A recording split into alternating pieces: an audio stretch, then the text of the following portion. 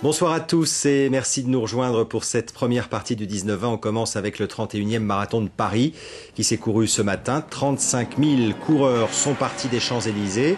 C'est le Qatarien Chami Moubarak qui l'a emporté en 2 heures 7 minutes et 17 secondes sur un parcours de 42 km 195.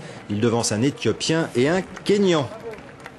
Cette course aura permis aussi d'observer le comportement des marathoniens dans une telle épreuve, le débit sanguin et les incidences sur le cœur, les explications d'Anne Le Troquer et d'Audrey Natalizzi.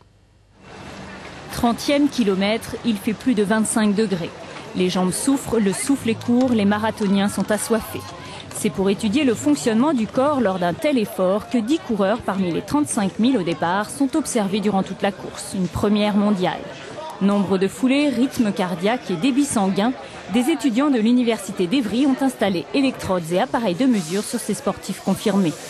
À chaque battement de cœur, on va mesurer le volume de sang éjecté. Habituée aux courses de montagne, Nathalie prend le départ de son 2e marathon de Paris pour la science. On connaît très peu de choses sur finalement la physiologie du corps humain, surtout lors d'un marathon. Il faut savoir que ce n'est pas une promenade de santé, c'est une épreuve très très difficile, très traumatisante. Et donc, je vais à mon niveau participer à l'avancée de la science. Alors que de plus en plus de Français se lancent dans le marathon, de plus en plus âgés, le laboratoire de physiologie de l'exercice cherche à établir, grâce à cette expérience, le meilleur comportement possible à adopter pour garder la santé. Il faut avoir absolument un comportement avisé pour la gestion du marathon en termes de boissons, prise de boissons. On veut mettre ceci en évidence. Parce que c'est comme le tabac.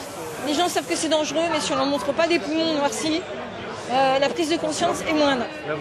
4h45 plus tard, Nathalie a eu beau s'hydrater. Elle confirme que l'épreuve est plus que physique. Je n'ai pas arrêté de vomir à partir du 15e. À partir du 15e, donc après c'était plus difficile pour vous. Ah ouais, non, c'était l'horreur. Difficile. Si j'avais pas eu les appareils, je me serais tirée.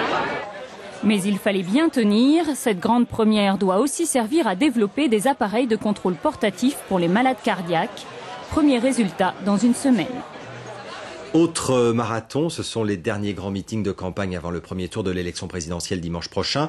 Elle en a l'habitude puisque cela fait 6 fois qu'elle est candidate. Arlette Laguiller avait réservé le Zénith cet après-midi à Paris. La salle était pleine pour écouter Arlette décliner ses thèmes de campagne devant Patrick Ferrand et Didier Morel.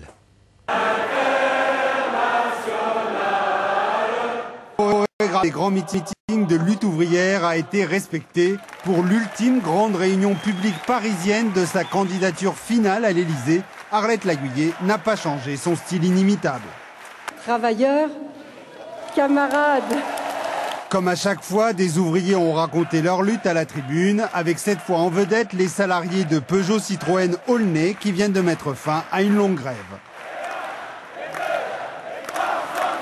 Le seul moyen de l'obtenir, c'est la grève. En 6 ans. Fidèle à son credo donc, la victoire sociale par la grève plutôt que par les élections.